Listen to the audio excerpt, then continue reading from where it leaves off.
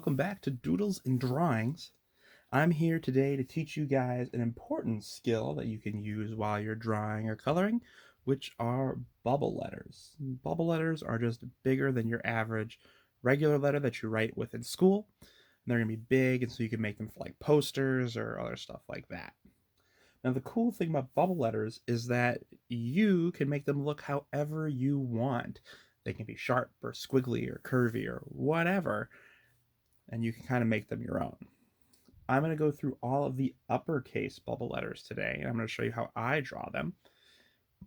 But remember, you can experiment and make them look however you want. That's up to you, right? Coloring and drawing is an individual thing, so you can do it however you want. Also wanted to show off, I just went to Target and got these brand new colored pencils. I went for the 24 pack. Just because that's what I wanted, but they have bigger ones. They had one with like 100 colors in them. I was like, whoa, that's so many.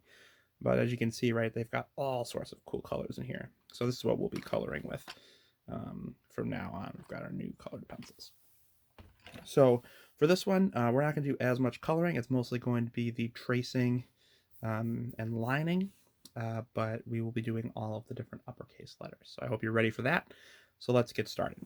We'll start off with A, of course. We'll go through the whole alphabet. And for A, what you're going to want to do is you're going to start near the top. And I start with a line. I go down from both ends. I make 2 more lines at the bottom. I come up, make another line, and come back down. And that's going to be the outline of our A. And then I make a circle in the center to make that A. So that's how I do my A's for bubble letters. For B, we're going to start with one big line on the side, and we're going to make 2 bumps. And then inside the bumps, I make D's to match the outer parts of it. For C, we start with a line over here, we curve all the way around, make another line, and then we curve back. And there's C. For D, we're going to do just like B, the big long line. We only make 1 lump, and then we make a smaller D on the inside. For E, we make 1 big line, we come out.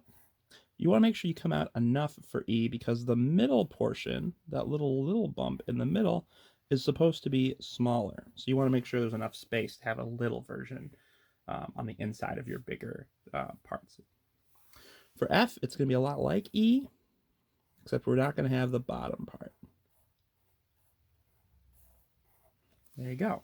So those are our first 6 letters, A, B, C, D, E, and F, and we'll do all the lining at the end. So don't worry, we're just going to do the tracing right now, the sketching. After F is G. G is kind of a difficult one. You're going to start off like C. You're going to curve around, and then you're going to come up like that bottom line, but instead you're going to go in and then curve back around. G's always been a hard one for me. It's just the way it is, but I've practiced and gotten a lot better at it. So this is my G here. After G is H, so we're going to go down, and we can actually go over and do the other side as well. Do our little lines, come up about halfway, and connect, and then we do the same thing on top. And there you go, you've got an H. So A, B, C, D, E, F, G, H, I. Big long line. Only come in halfway, come down, make sure you leave enough space for the bottom part. Okay, J, same kind of length. We come down and we curve up. J is another one I find hard. Any of the ones with the big kind of curves at the end, I find difficult. But that's okay. That's just my personal art problems. For K, we'll come down here, and we'll make our line. We'll come down to about the middle, and then we're going to have one come off downwards, and one come off upwards, and they meet in the center, and there's our K. After K is L. L is just a downward line, followed by a horizontal one. So you're just making kind of like a wedge. For M, I start off with a bottom line here. I go up, make another line, come down, kind of keep it like a V, make another line, and then come down. That'll be my top outline. And then for the bottom, we go up, down, make a little line, come back, and down like that. That makes the M just look a little bit more blocky. I used to do it like with the V on both ends. It just never looked right to me. So I've made this little line here, and I think that makes it look more like a letter. Then again, personal experience. For N, we'll go up, make our line, come down and up, make another line, come down, up, and then down, and I make a little line at the bottom as well, just like I did on the M, and I think that makes it look a little bit better. For O, we're just going to make a circle with another circle in it. For O, P, I'm going to start like D and just do the one bump. And OP, and then for Q, here, let's tilt our camera a little bit so we get the bottom half of our page. We're going to make a circle. We're going to stop near the bottom here, make a little rectangle part, come all the way back up, and then we'll do the same thing on the inside, stop, and come around, because Q has that line through the bottom. For R, a lot like P, except now we're going to have that extra leg, like K. For S, S is always a hard one for me too, because of those curves. We're going to try to curve down, make sure we have enough space, and then do our best to trace so it looks nice. For T, it's a lot like I, except we don't have that bottom part, so we don't have to worry about having enough space. For U,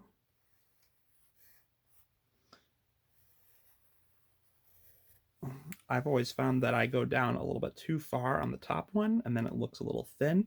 So as you can see, I started coming up a little bit earlier than you'd think you would. For V, same thing. We're going to go like this. And then just like the M and the N, I put a solid line at the bottom there, and that makes it look more like the letter I found. Whoop, my finger went in the way. Not bad. After V, we have W, which is just going to be M upside down.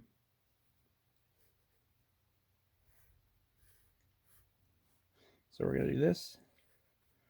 This one I'm going to do the old way. So for W, I make it a little bit more pointy, because W generally is a little bit more pointy.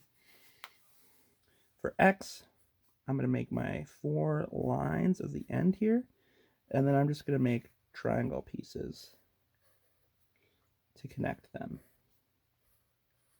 I found that's the easiest way to make a convincing looking X. For Y, we'll do the 2 lines at the top. Just like the X, we'll connect the 2 here, and then we'll come down so we can meet the stem.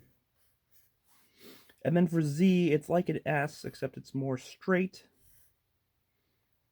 So we're going to make sure that we keep it straight here. Come down a little bit further down here so we have enough room for the stem.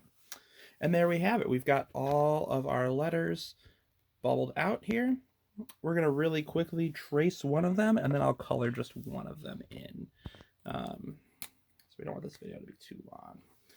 So for A, I'm going to come over.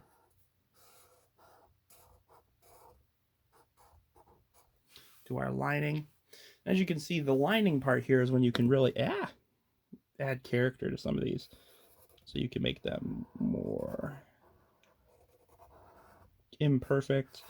You can change the way they look on the inside a little bit and make them look a little bit more individualistic in this part here.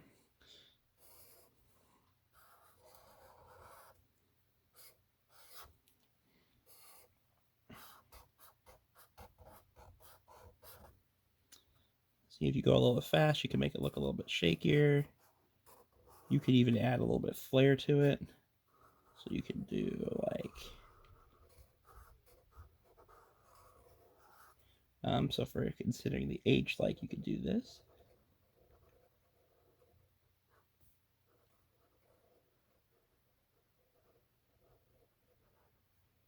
Right, you can kind of add like wiggles onto them. Because once you have the basic outline, you can do whatever you want to it, right? So you can add those kind of flares and individuality you want in your shapes. Like for instance, if you were gonna like make like a poster for like a swim meet or something, or for something that had to do with water, right? You could do that wiggly thing, so make it look more like water, or like if you have like a lemonade stand, you could make the letters look like they're lemonade that way by adding that wiggle in there.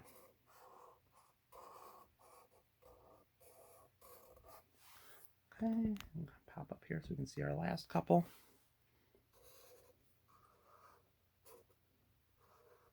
And so yeah, I use these kind of letters when I'm doing like posters in my pictures, or I want to like emphasize a certain word that I'm putting on something. I use bubble letters.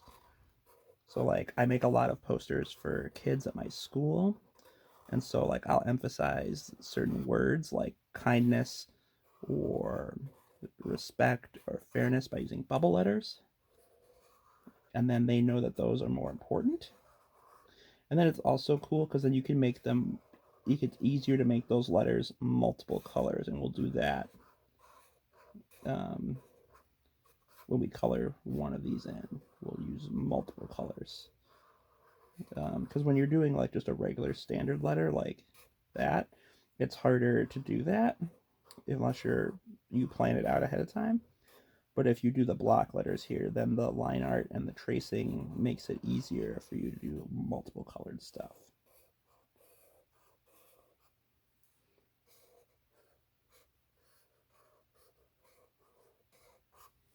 Mm-hmm.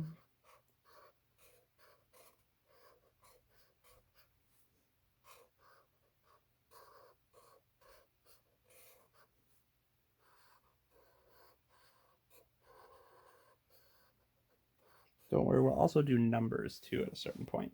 So there we go, we've got all of our letters. And now we're going to fill in that H that I did the wiggly on. We'll use our brand new colors for the first time. There we go, open the box up. Nice fresh colored pencils. All the tips are tippy. Let's see here, I'll grab a couple colors here. A few fun ones we've got. Let's see here, we got green, light blue, and pink, so some solid color choices. And so because you've now got more space, you can color in different areas with different colors easier, and you can emphasize different parts or just make different parts pop out or stand out by choosing your different colors. So here we got our multicolored H. And there we have it. So that's all of our uppercase letters. Stay tuned for next episode where we'll do all of the lowercase letters. We'll take a break from letters and numbers after that, and we'll do numbers later on in the series. Thank you guys so much for watching Doodles and Drawings. We'll see you next time.